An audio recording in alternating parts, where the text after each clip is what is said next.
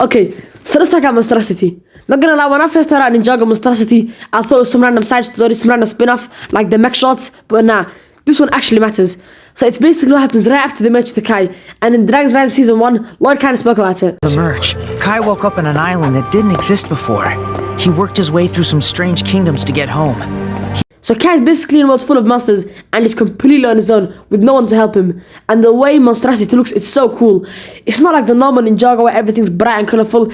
It's so dark, and it's 2D. There's basically no colour, but every single frame looks absolutely phenomenal. Lego and Sun Creature Studios cooked to this one. But they only use colour for the things that actually have meaning, like all human things. So Kai's red ninja headband, that dragon he met had a nice green flame, and that mech and his master had a nice golden glow. But that's basically the only things that had colour. And Monstrosity is made to target an older audience, you can tell. But you know, a kid could watch this, they're just not gonna sleep that night. But the monsters in Monstrosity are something else. At first, you don't even see them fully. All you see is a big dark shadow that moves with glowing eyes. They barely even make a sound, they just lurk in the shadows. And in the start of the episode, you can see Kai just dropping one to the floor. That was cool. And that big monster at the start was so cool looking. And he was kind of scary. Like the moment he stood up, he launched Kai so far in the air. Like bro got more airtime than LeBron James about to hit a nasty tomahawk dunk. Crowd fired up. There's a lot of Heat jerseys here. Well, LeBron James had a couple of high percentage shots to start. And he was so far away when he tried to crush Kai. But he was so close to crushing Kai. He made Kai look like an ant. And compared to Thunderfang in Dragon's Rise Season 3, it's not even a competition. He made Thunderfang look like a joke. You can tell they took their time with this one. Like if I saw a thing in real life, I'd run faster than Usain Bolt and a Formula 1 car combined. But damn, these fight scenes go crazy. Kai's out here trying to fight some monsters he doesn't even understand. But the way these fight scenes look is something else. My favourite part is when Kai slices something. There's like a nice clean red line that goes across the screen. But when Kai uses his sword and like he uses his fire to make a fire sword, that was really cool. He should have used that in the normal Ninjago. But the way the fire looks itself is really cool. They made the fire look cool with no colour. But that dragon, every single time he used its fire, it was really cool. Since there's no colour, it made the world nice and bright for a second. And that dragon story is kinda sad. The beast that ravaged my homelands and devoured my future. So I'm here to bring it the same fate, to destroy its future. I should have left you to die. You're weak. You made me weak. If you think sparing children is weak, then you have no idea what real strength is.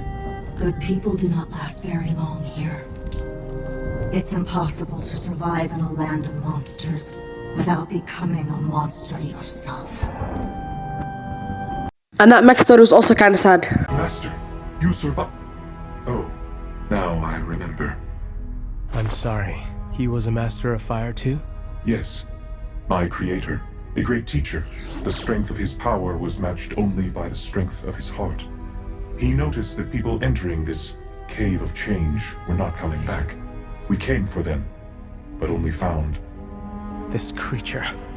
Yes, but I failed to protect him. This monster is still here. I need your strength to get out. There is nothing to fight with. And nothing to fight for. I will not fail a fire wielder twice. I choose to carry on. Your master. Let me finish this for you. No, he is still my master. I owe it to him. Lend me your fire once more.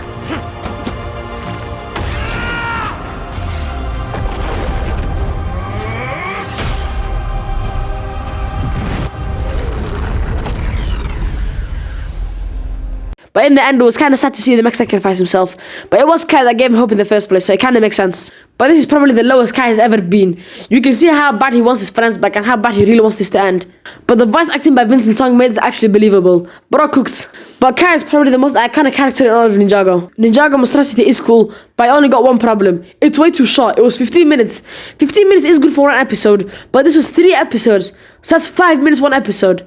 It was way too short, but yeah, that's basically it. If this is where Ninjago is heading, I'm all in, and you already know. Subscribe.